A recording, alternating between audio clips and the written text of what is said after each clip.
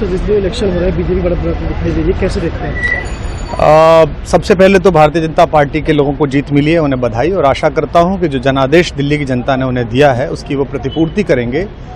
और वे सब आम आदमी पार्टी के लाखों करोड़ों कार्यकर्ता जो अन्ना आंदोलन से आए, जिनके बहुत ही निश्चल, निष्पाप और बड़े भारत की राजनीति को बदलने के सपने की हत्या एक निर्लज्ज, नीच, मित्रहंता, आत्ममुग्ध और चरित्रहीन व्यक्ति ने की, उसके प्रति तो क्या संवेदना। दिल्ली को उससे मुक्ति मिली। और मैं ये जानता हूं कि अब जो आम आदमी पार्टी में लोग बच गए थे सत्ता के लोभ में, लालच में, पदों के लिए, उस पैसे के चक्कर में, वे सब भी अब वापस जाएंगे, लौटेंगे, कुछ अपने व्यवसायों में लौटेंगे, कुछ पार्टियों में चले जाएंगे। और पतन यहाँ से प्रारंभ हुआ है उन लोगों का। मेरे लिए कोई प्रसन्नता का और दुख का विषय नहीं है, मैं बीच में खड़ा हूँ। प्रसन्नता इस बात की है कि करोड़ों लोगों ने आशा लगाई थी, करोड़ों लोगों ने, लोग अपनी नौकरियां छोड़ के आए थे, व्यवसाय छोड़ के आए थे, दुश्मनियां ली थी लोगों ने, उन सब की हत्या एक आत्ममुग्ध आदमी ने, एक चरित्रहीन आदमी ने अपनी निजी महत्वाकांक्षाओं की पूर्ति के लिए की। उसको दंड मिला, ईश्वरीय विधान से दंड मिला। प्रसन्नता इस बात की भी है कि न्याय हुआ।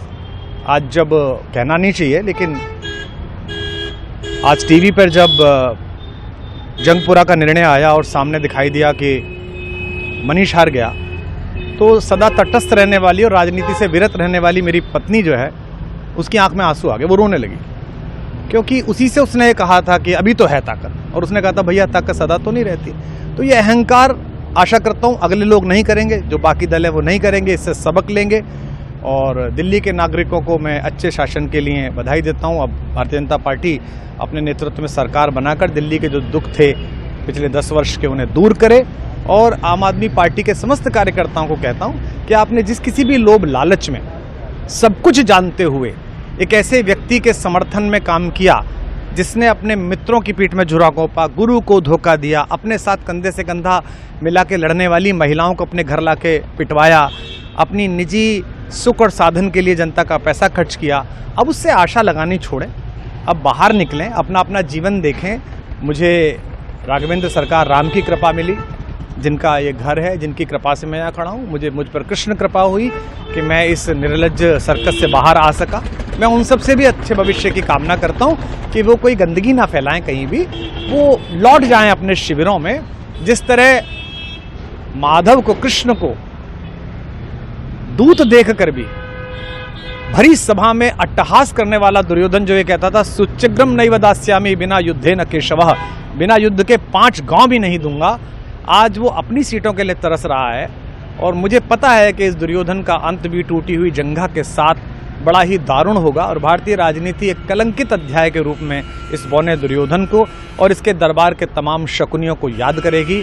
मैं उनकी मुक्ति की कामना करता हूं कि ईश्वर उन्हें इस दुख से बाहर निकाले, और समस्त लोगों को बधाई देता हूं कि चलिए अंततः न्याय हुआ।